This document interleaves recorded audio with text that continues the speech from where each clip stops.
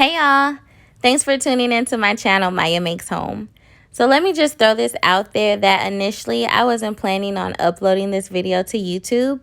So there's a couple of clips that are missing, but if you bear with me, I promise I still go over every step. So this is just a before of our kitchen. Our home was built in 2004, I believe. So our kitchen still gave off that early 2000 vibe. So if you want to see how we took only 3 days to transform my kitchen into a modern, updated look, stay tuned.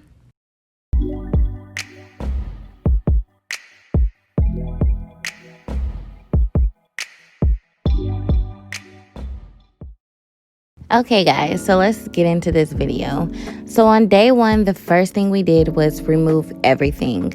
We started with our sink, which was pretty easy. It kind of just popped out of place.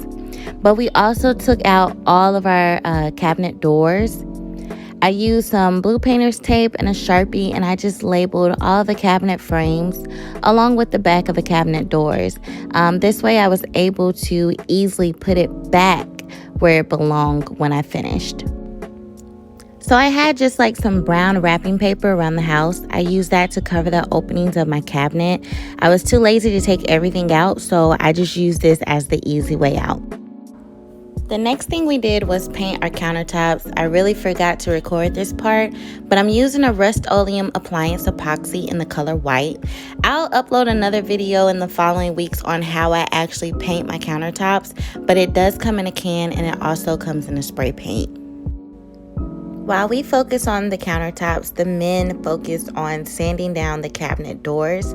Afterwards, they also did come in and sand the actual cabinet frames.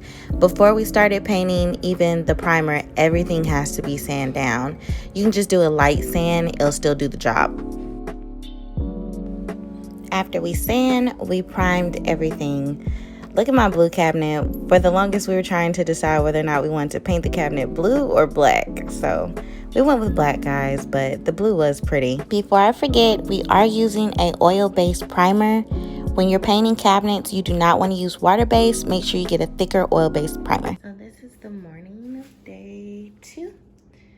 Counters dry pretty nicely. Looking good. My white countertops. Pretty, so pretty.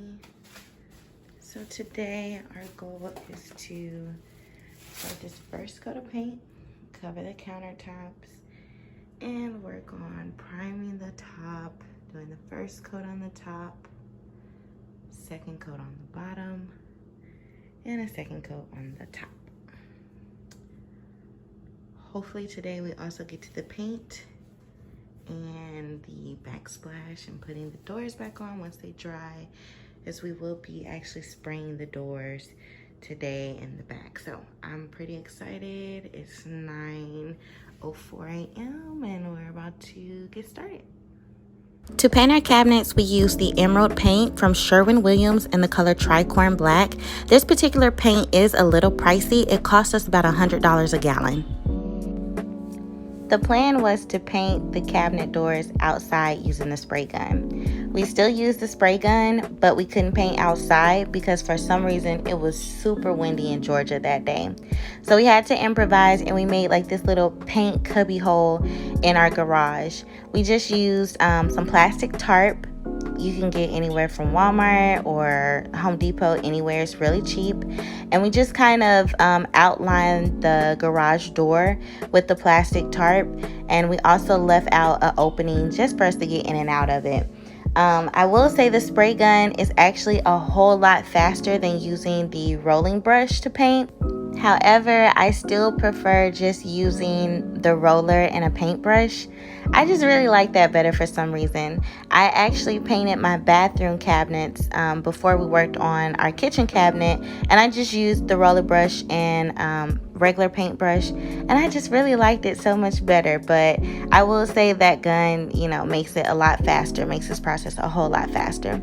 We did use the rolling brush to do the frame, just because if we would have sprayed the inside, we would have had to cover up every single thing in there, and that was just going to take way too much time. day 2, we were able to accomplish 2 coats of black paint on both the upper and lower cabinet frames. We also did get the first coat of black paint on the cabinet doors. On day 3, the morning of, we did have to do a second coat and kind of let that dry a little bit. The drying is literally the longest part in this process. We used a regular paintbrush just to paint the cabinet drawers. We actually didn't go through the struggle of removing the face of the cabinet drawers. We just took the whole cabinet out and painted. When I painted our bathroom, I did remove the face and I struggled trying to put it back on. So it's just a whole lot easier just to take the whole drawer out, paint the face, and let it dry. I purchased the sink from Home Depot. I believe we only spent like $180 on it. If I find it, I will link it below. But my mom's boyfriend is like jack of all trades, so he was able to install the sink for us, and it turned out really nicely, especially on top of that white countertop.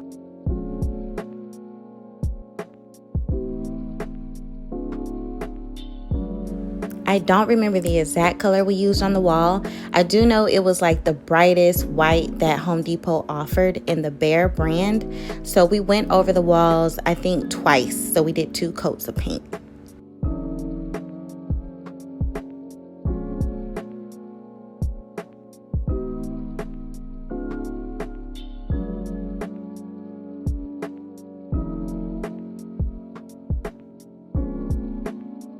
After our cabinets dried, I did add these bumpers to the back of every door, just so that we wouldn't scuff up our new paint.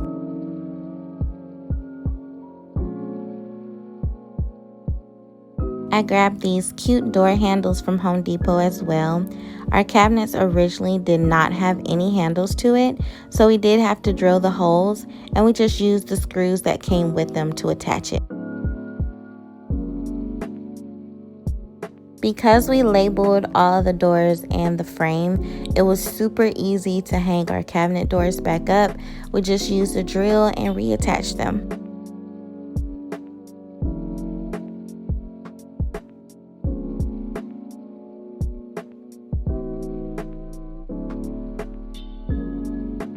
I probably had to travel to like 3 different Home Depots before I found this peel and stick tile. The hardest part was just cutting it when we got to the outlets, but once we found a method that worked best for us, it was fairly easy. You just literally peel it and stick it up there.